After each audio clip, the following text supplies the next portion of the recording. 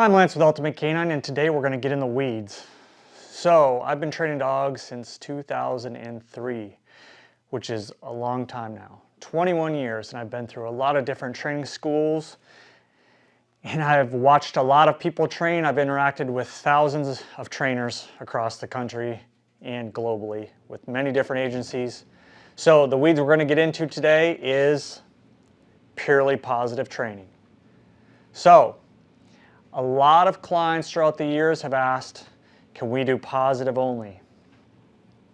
And I explained to them that there is no such thing. And this is going to create a little bit of conversation, hopefully. There is no such thing as positive only training. The reason that humans think it's positive only is because we're giving the dog something every time they do the correct thing, or we're bribing them into the position to give them something that we think we would want. Like, hey, if you said 1 + 1 was 2 and you got that correct and I gave you some ice cream.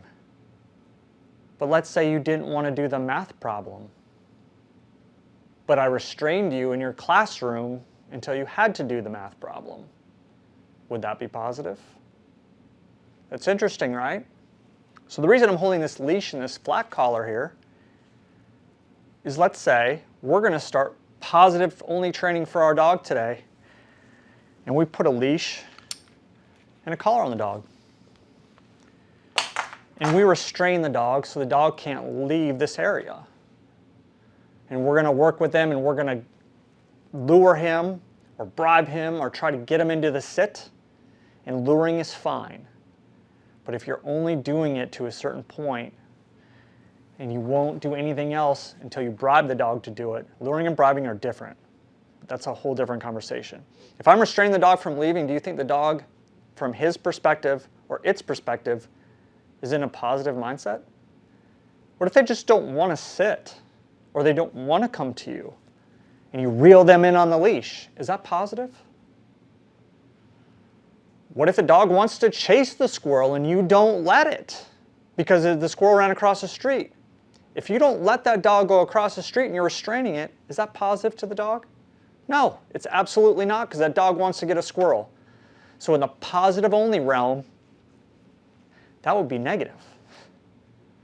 That would be negative, because you are restraining that dog. It doesn't matter if it's a harness. It doesn't matter what it is. You are keeping that dog from doing what it wants. So to the dog, you are bad and negative.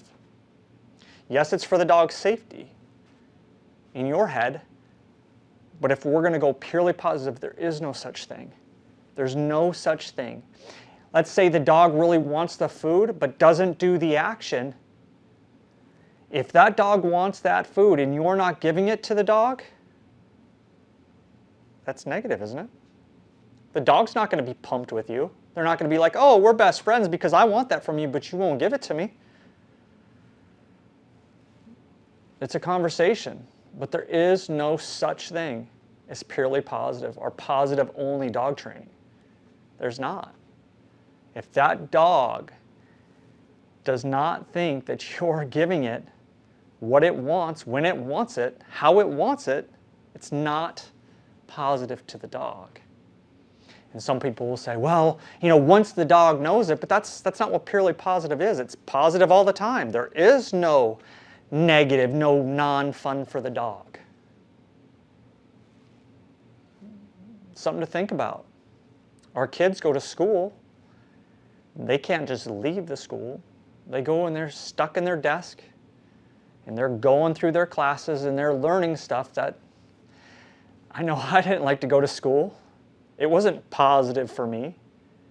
I went though, and I'm glad I went now at the end of the day, because I can read and write, and do a little bit of math. It's not my favorite subject, but for the dog, it's the same thing. They need to understand, because this world is very dangerous to them. Cars, trucks, all that stuff that can hurt them.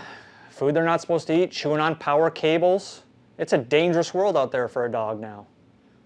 They need to understand rules and boundaries so their life is good with you, and vice versa. Because, like I said in another video, only 10% of dogs stay in their initial home until the end of their life. Only 10%. And the 90% go somewhere because of behavioral issues. That sounds like genocide to me, because you know where most of those dogs go? Look up how many of them get put to sleep at the ASPCA website. It'll tell you. Something to think about. Have a great day. Thanks for watching.